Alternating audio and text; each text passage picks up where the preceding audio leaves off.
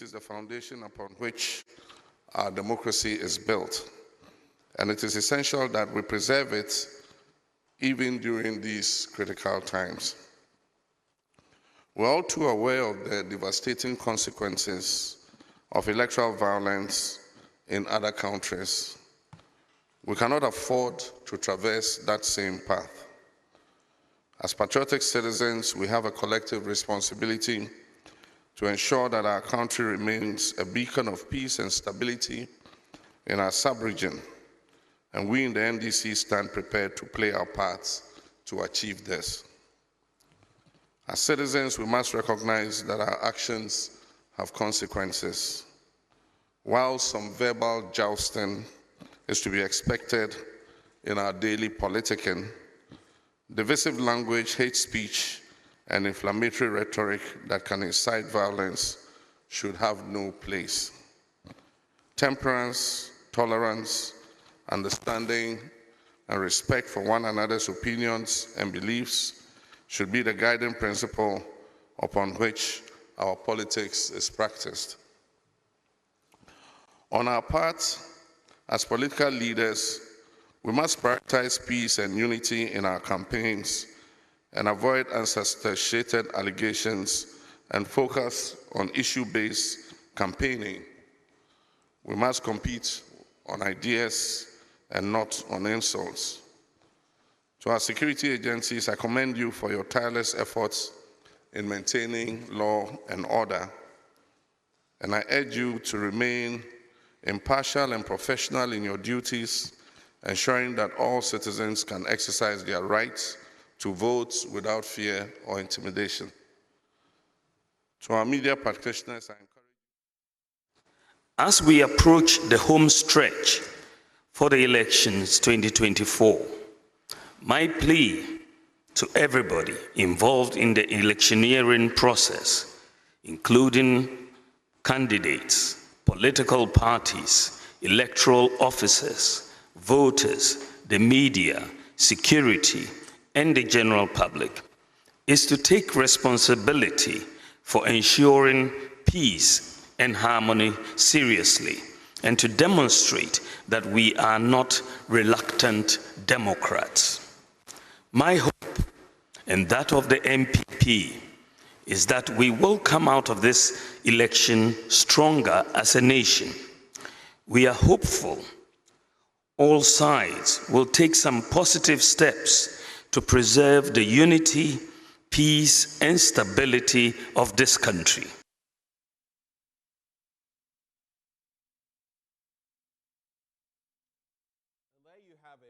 From yesterday's signing of that peace pact. Thankfully, both of the juggernauts leading the two major political parties, the NPP and the NDC, putting pen to paper. But the question is, where do we go from here? What are the signals going into election 2024? We're joined by Professor Kwesi Aning. He's a security analyst. He joins the conversation. Prof, good morning. Professor Aning, if you can hear me, good morning. It's good having you join the conversation. Now, yesterday, I mean, we all pray for peace, right? We all want peace. But the peace, there must be concomitant issues that will lead to that peace. What are your takeaways from yesterday's signing of the peace pact? Well, look, peace pacts are a midway document. Peace pacts represent just the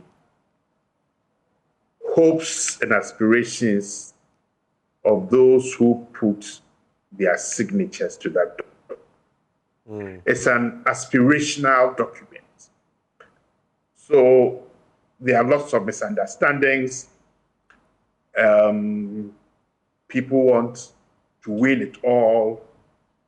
Parties to a peace pact give up something in the hope that all those who sign will be honest, sincere, and truthful to the content. So it's a midway document. The hard work begins now. Okay. Of getting the principles and the values embedded in that document, accepted particularly by the hawks within the signatory groups. So there's a lot of hard work between now and then until 7th of January. Right. But also, let me make this point. A peace pact that does not deal with the challenges resulting or that led to the misunderstandings is already a peace pact with wobbly legs. And there are quite a number of difficulties from the 2020 elections. Could you repeat that? Could you repeat that, Prof? You say a peace pact that does not address... Peace pact. Any peace pact that does not address the challenges that contributed to the misunderstandings leading to the tensions, the fear, and the possibility of violence is a peace pact that is on very wobbly legs. Okay. We haven't dealt with those who invaded Parliament, the uniformed officers who sent them there. How were they pulled out? Why were they sent there? And then the people who died and the violence. So going forward, the behavior, the utterances, the actions of all political party leaders must assuage the fears of the people of this country. Let me say, however, that the demeanor of the leaders of the MPP and the NDC, particularly the presidential candidates, have contributed to reducing tensions this time round, because they are perceived as individuals who love peace and have throughout their lives been working towards peace. So although it is a wobbly peace agreement, the two gentlemen, Dr. Baumia and Mr. Mahama, must continue to preach the message of peace, particularly to the hardliners in their own parties. Within those parties, do you feel enough is being done, not just at the top, but at the base, maybe the middle part and at the base, to foster that peace? No, because there are way too many hardliners who are also not only at the middle level, but at fairly senior level with organizational responsibilities and capabilities, whose utterances are totally unacceptable. And in quite a number of other jurisdictions, we would have argued that those utterances were a prelude to incitement and to violence. So the two gentlemen have a lot to do, because there are people in their parties whose behavior and utterances create the impression that the narratives and the discourses around peace are only acceptable to them when the results favor them. That is not how peace is won. And I think these difficulties come about because peace is not a common good. There are people and groups in both parties who benefit when there is no peace. And because violence is a currency that both parties, what is the word I am looking for? That both parties appreciate, there is a direct positive correlation in both parties for those who use utterances that are demeaning, that are threatening, who also get access to power and the incentives that arise thereof when their parties win. So there's a lot of work that we need to do between now and the 7th of December, but particularly between the night of the 7th and until the results are finally declared. From the institutional standpoint, yes, the parties have said what they do, but the peace also hinges on the actions of certain organizations, including the Ghana Police Service. What has the IGP said? He says they are 95% ready. He says the police won't be the source of any disturbances to tarnish Ghana's peace. That's what the IGP has been saying. How about the Electoral Commission? They have, in recent times, they have when Volta, serialization problem. They burnt those ones. They have been up to quite a lot to ensure that the right things are done to ensure the credibility of our elections. But at the same time, there still are problems. The EC is reporting ballot paper shortages in 5 constituencies across the Volta region, for example. How can these, from the institutional standpoint, is enough being done to safeguard our peace from where you sit? Hello, Prof.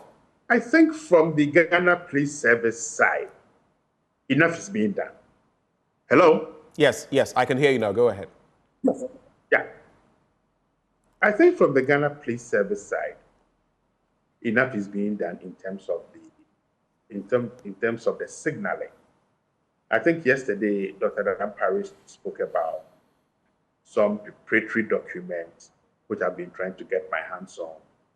That looks almost 30 years ahead in terms of building the structures to ensure that peace is won.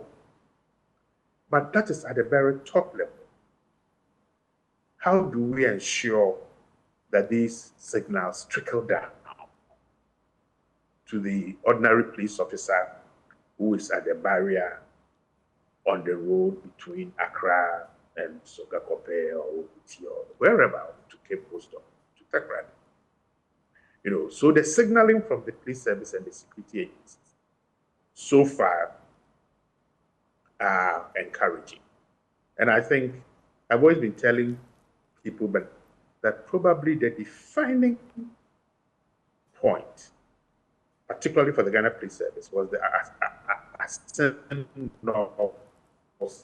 by election, in which they managed to deal with all sides of the divide who had flouted the law. And I have almost a sense that apart from the excessive utterances and intimidating utterances, leaders of both parties are sensitive to the fact that if they cross the line, Dr. Dampare will deal with them according to the law. The EC's credibility is problematic. I just saw some. No, how did you start? You said the EC's credibility is what? It's problematic. Problematic.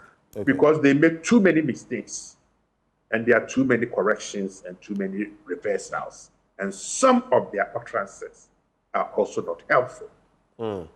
Peace works best when the most critical institutions whose actions should ensure that people trust those institutions and embed their trust and respect in those institutions.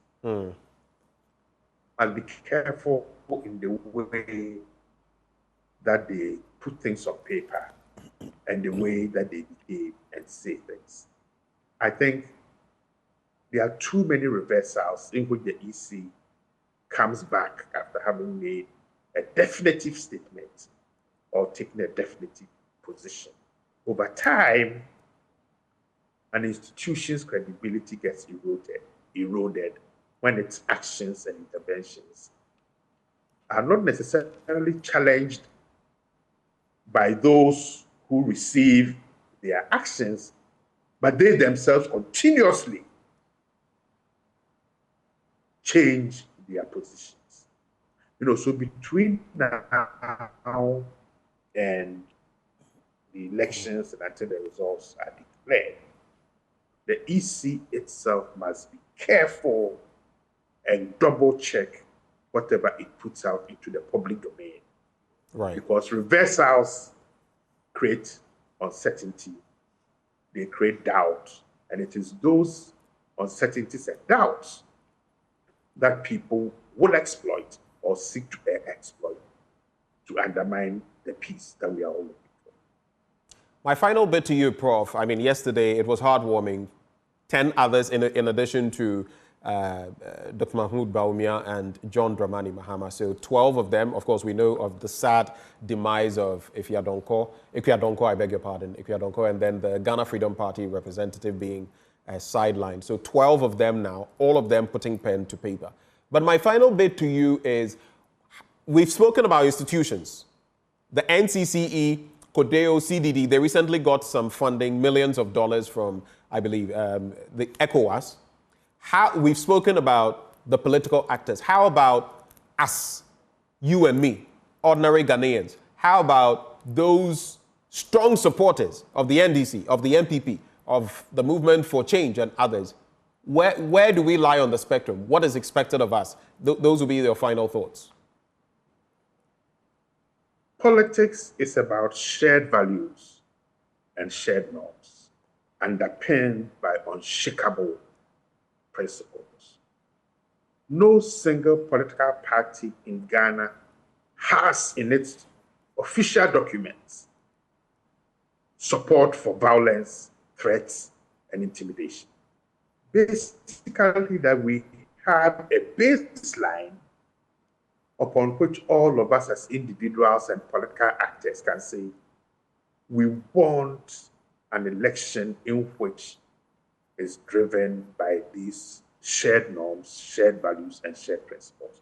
So we will queue, we will take our voter's ID card, we will vote, either hang around, but best to go home, and then come back, follow the instructions, watch the counting, and then let's congratulate each other. A successful, peaceful election is a victory for Ghana. The world has changed. It's become a more dangerous world in which dangerous people seek to undermine what others have taken decades and centuries to build. Let's not give those who seek to destroy the opportunity. Let's turn to our neighbor and say, your welfare is my welfare. Your survival is my survival. And together, we can build a Ghana that our forefathers shed their blood for. I am optimistic, very optimistic actually, that we will go through this election, not with the loss of lives, not with uniformed personnel invading parliament again next year, but allowing the processes and the mechanisms to work for our common good. And that is the prayer of all of us. Peace is what we want to reign. Thank you so much, Professor Kwesi Aning, for joining the conversation. We appreciate your time with us this morning. And that is Professor Kwesi Aning. He's a security analyst. He joined the conversation. Before we take a breather, it is the calling of institutions of higher education to actively participate in the policy and development conversations within Ghana and around the world. Towards this aspiration, the Central University has the pleasure of inviting the general public to a public lecture to be delivered by the Chief Justice of the Republic, Her Ladyship Justice Gertrude Tokonu. The topic, the sustainability of excellent legal education in tertiary institutions in Ghana, the way forward. The date is today, Friday, 29th November 2024. It's at 3 p.m. at the Best Western Premier Hotel in Airport Residential Area. This public lecture is the highlight of the 10th anniversary celebrations of Central University's Faculty of Law, and of course, their media partner is us, the Multimedia Group. We take a breather. We'll be back with more action. Do stay.